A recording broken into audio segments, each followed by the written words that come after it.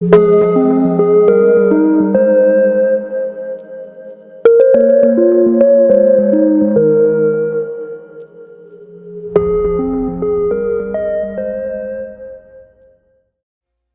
1.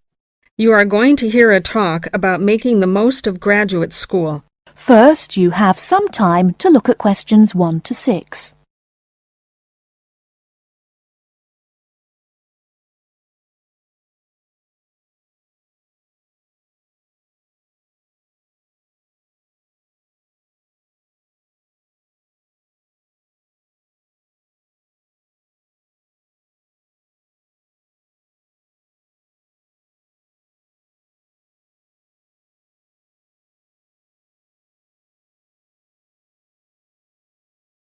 Good afternoon. Welcome to you, new entrants to the graduate school. My job now is to give you the graduate school survival guide and make some concise suggestions for getting the most out of your relationship with our research supervisor, getting the most out of what you read, and making continual progress with your research. First, your relationship with your supervisor. This is fundamental. Meet regularly. You should expect to meet once a week or at least every other week because this will give you the motivation to make progress and also keeps your advisor aware of your work. Prepare for your meetings. Come to each meeting. Also, bring the notes from your previous meeting together with a list of any upcoming deadlines. Make a plan for what you hope to get out of each meeting. After the meeting, email your supervisor a brief summary. Include a list of major topics discussed, a list of what you agreed on, a note of any advice you may not want to follow, and a new summary of what you are planning to do. This helps avoid misunderstandings and provides a handy record of the progress of your research. Add a to-do list for yourself and your supervisor, including a reading list. Finally, add the time and date for the next meeting. My second main piece of advice is to keep your supervisor informed. Show him or her the results of your work as soon as possible. This helps your supervisor understand your research and identify any potential points of conflict early in the process. Include summaries of your work, including any results of experiments, and also anything you write about your research. Thirdly, communicate clearly. If you disagree with your advisor, state your objections and concerns clearly and calmly.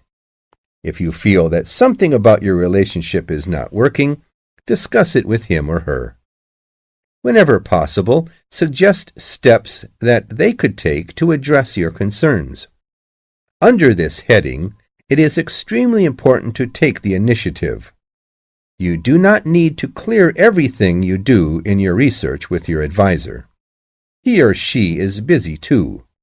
You must be responsible for your own ideas and the progress of your work. Before you hear the rest of the conversation, you have some time to look at questions 7 to 10.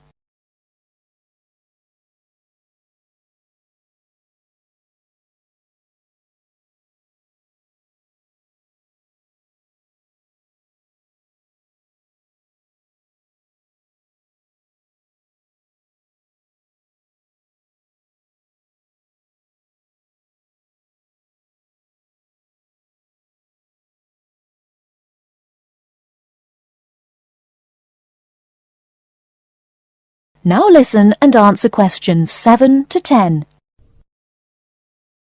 The second section of my talk is about getting the most out of what you read. The first principle here is to be organized. Keep an electronic bibliography with notes and pointers to the paper files. Keep and file all the papers you have read. Point 2. Be efficient. Only read what you need to. Start by reading only the conclusion, scanning figures and tables, and looking at their references. Read the other sections only if the paper seems relevant or you think it might help you get a different perspective. Skip the sections you think you already understand. These are often the background and motivation sections. It's of critical importance to take good notes on every paper you find worth reading. Note especially what problem the author is trying to solve, what approach they take to the problem, and how their approach differs from other approaches. Next, summarize what you have read on each topic. After you have read several papers on the same topic, note the key problems, the various formulations of the problem under consideration, the relationship between the various approaches and the alternative approaches you come across. Let me add one point you might not have already thought of. Read PhD theses. Even though they are long, they can be very helpful for quickly learning about what has been done in your field of interest. Focus particularly on the background sections and method sections. Don't forget to read your advisor's thesis. This will give you an idea of what he or she expects from you. The third section of my talk is about making continual progress with your research. Keep a journal of your ideas. Write down every issue you are thinking about, even if you think it is stupid. This will help you keep track of your progress and keep you from going round in circles. That is the end of part 1. You now have half a minute to check your answers.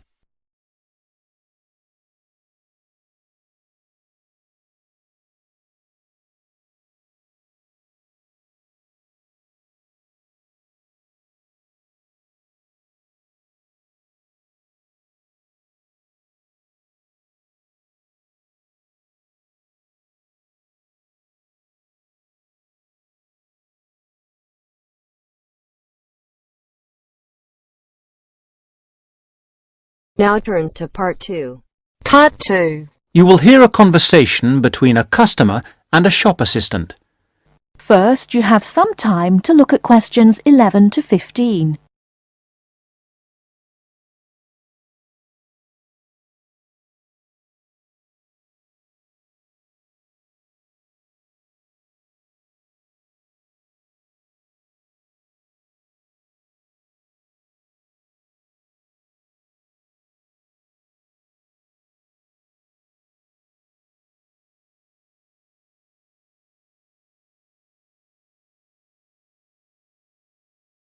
Now, listen carefully and answer questions 11 to 15.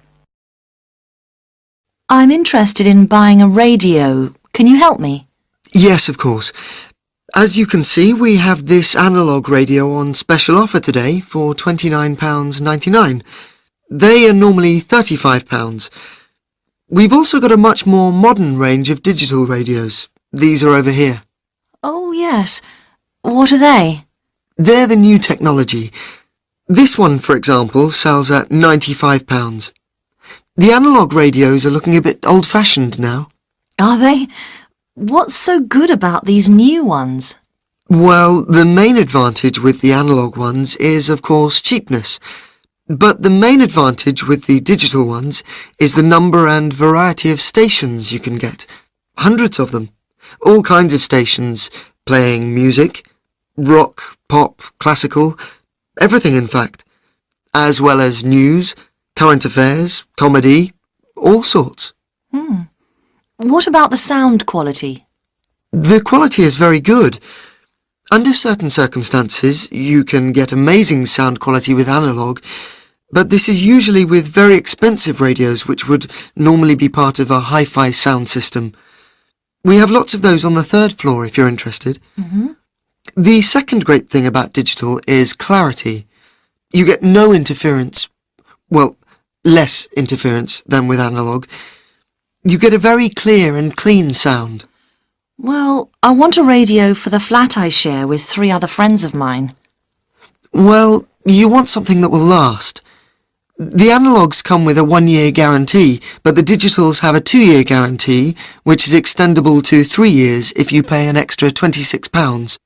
The main disadvantage with analogue is that it will be turned off in a few years. We don't know exactly when, but sometime. But what about the batteries? I've heard that they use a lot of batteries. That probably is the one disadvantage of the digital radios. The battery life is not very long, but they all come with rechargeable batteries, which really solves the problem. Before you hear the rest of the talk, you have some time to look at questions 16 to 20.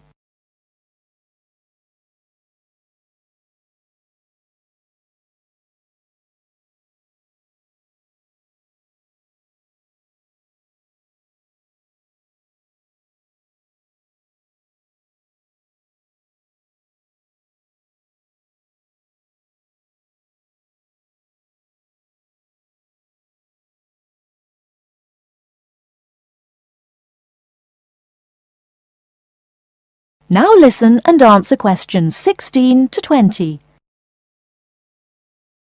So, how would you like to pay? Cash. I wondered if you had a Robson's store card? Do you know, I think I do. Here we are. Oh my goodness, I haven't seen one of those for a long time. Those are the old value cards. Now you can get a super value card, which is even better value. Really? I don't know what to do. Well, I can change you onto a super value card if you want. With the super value card, you get double the standard number of points and your free credit period is longer. With your old card, you get 1 month's free credit, but you can get 3 months free credit with the new card. The interest rate is a bit higher at 22.5% rather than 18.5%, but if you're careful, you don't have to pay interest at all. Well, I'm not sure about that. It seems better in some ways. Can I continue to use my old card? You certainly can, until they withdraw them, which I'm sure they will before too long. But with the super value card, there are special card-holder-only days, 2 per month, compared with 1 per month with the old card. I see. My old card gave me free delivery too. That's right, free delivery within 20 miles. The super value card gives you free delivery up to 50 miles. Well, that sounds good. I think the old card was free too. With the super value, there is an initial fee of just £12, and then it's very good value. I think I'll pay cash. Very good, madam. That is the end of part 2. You now have half a minute to check your answers.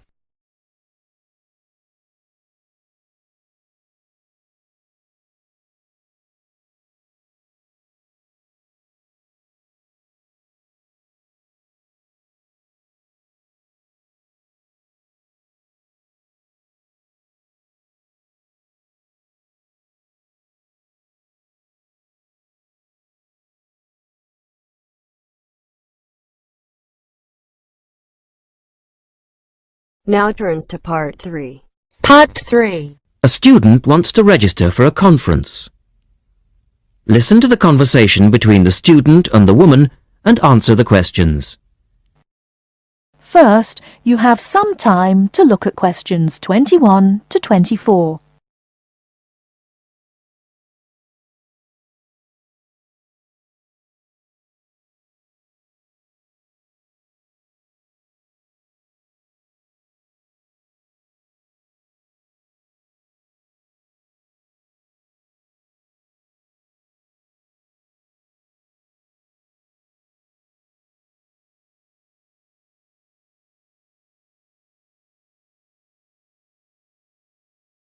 Now, listen carefully and answer questions 21 to 24. Good morning. Can I help you? Yes. Is this where we register for the Beyond 2000 conference? Yes. What's your name and I'll get your conference bag. Well, I haven't actually registered yet. I was told I'd be able to register today, so I hope that's okay. I've just arrived in Melbourne. That should be fine if you're a student. I'll need to take your details though. So, can I have your full name? Yes, sure. It's Melanie Mitchell. Is that M-I-T-C-H-E-L-L? Yes, that's right. And that's Ms., not Miss. OK, fair enough. And what's your address, Melanie? I live in student accommodation at Sydney University, so my address there is room 66, Women's College, Newtown. OK. And which faculty are you studying in? I'm in the Faculty of Education. I'm doing a Master's in Primary School Teaching. Right. And may I see your student card because I need to verify that you're a current student? Yes, sure. Here it is. My number is 994578ED. The woman asks the student some more questions about the conference. Before you hear the rest of the talk, you have some time to look at questions 25 to 30.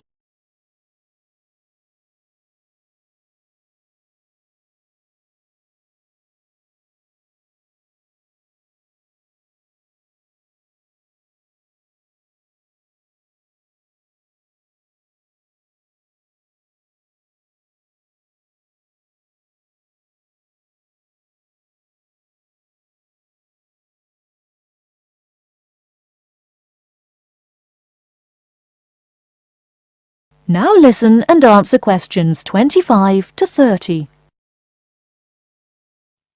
OK. Now, do you want to attend all 3 days? The conference runs from Thursday to Saturday. Yes, I think so, if I can afford it. What does it cost? Well, you're eligible for a student discount, which makes it $15 for a day registration or $40 for the 3 days, though it is possible to register for half a day only. I'll register for all 3 days, please. Good. Now, will you be requiring accommodation while you're here in Melbourne? Yes, I suppose I will. What's available? Well, we have several levels of accommodation. You can share a room with another student for $25 a night. Or you can have your own room but share the bathroom. I believe it's just down the corridor. That's $45. Right. Or you can have a single room with your own bathroom. I don't mind sharing a room. On second thoughts, yes, I do. I'll have my own room, but I'll share the bathroom. Right. Now, the conference fee does not include meals, though you do get tea and coffee in the breaks. Shall I put you down for lunch? That's an extra $10 a day. And there's the conference dinner on Friday night, which is $25. Oh, and what about breakfast? Hang on a minute. It's all starting to sound rather expensive. I'll have the lunch, but not the dinner or breakfast, if that's okay. Perfectly okay. Now, a couple of other things. There are a number of special interest groups organised. They're known as SIGs, and you're asked to nominate your preference. They'll take place on the Friday afternoon and Saturday morning, but they're filling up quickly, which is why you need to nominate now. Right. What are the SIGs? Well, there are 6 altogether. Let's see. On Friday you have a choice between computers in education or teaching reading skills. Or a session on catering for the gifted child. Oh, they all sound interesting. But technology in the classroom is really my area of interest, rather than reading. So I'll go for that. I can probably read up on the gifted child topic myself. Right. And then the Saturday options are a session on cultural differences, or there's music in the primary curriculum, or you could go to the one on gender issues in the classroom. Wow! Can I go to them all? They all sound fascinating. Afraid not.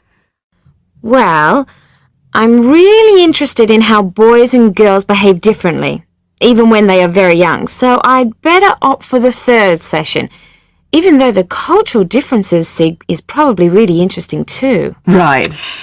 And the music option would be interesting. And how would you like to pay?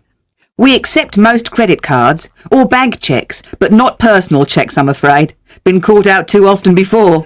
And cash, of course. We never say no to cash. I'll have to put it on my card because I don't have enough cash on me right now. That's fine. Enjoy your time here with us in Melbourne. That is the end of part 3. You now have half a minute to check your answers.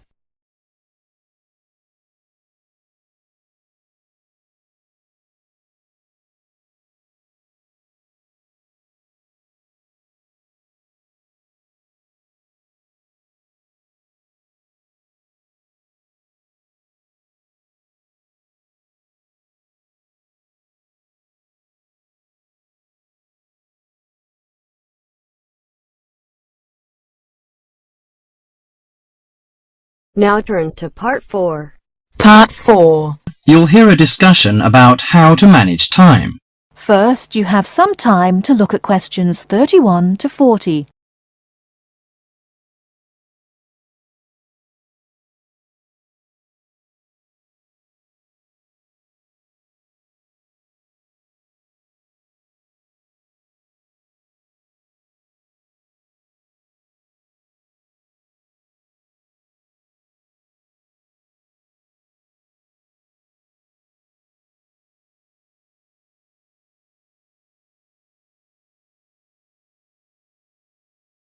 Now listen carefully and answer questions 31 to 40. Good afternoon, ladies and gentlemen. The topic for today's discussion is time management. It's very important that you develop effective strategies for managing your time to balance the conflicting demands of time for study, leisure, earning money, and job hunting. Here is an exercise which will help you to identify areas in which you might be able to improve your time management.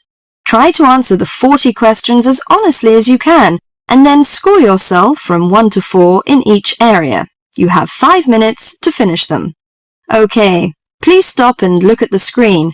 According to your answers, you can find in which area or areas you get the minimum scores, and I can give you some strategies to improve them. I find I get the lowest score in the area of using lists. I don't have the habit of keeping a list. What use does it have? Keeping a to-do list is a useful reminder system to tell you of when you need to do what. Don't try to remember everything in your head. Carry a pen and paper or organizer wherever you go to write down the things you need to do, including appointments and deadlines. Do you think a daily list of tasks is necessary? Yes, it is an excellent way to focus your mind on important objectives. Make sure you update your list daily, crossing off completed tasks and adding new tasks. Urgent or important tasks can be highlighted with an asterisk. I find it difficult to set goals. How do I set myself specific and clearly defined goals? You must make sure that these goals are realistic and achievable. To do this, you first need to examine your present situation and assess what goals are important to you and what action you need to take to achieve your target. I am in the final year and trying to find a job. I can't combine the pressures of intensive study with finding time to apply for jobs.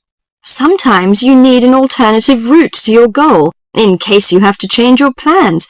For example, taking a relevant postgraduate course if you can't get a job.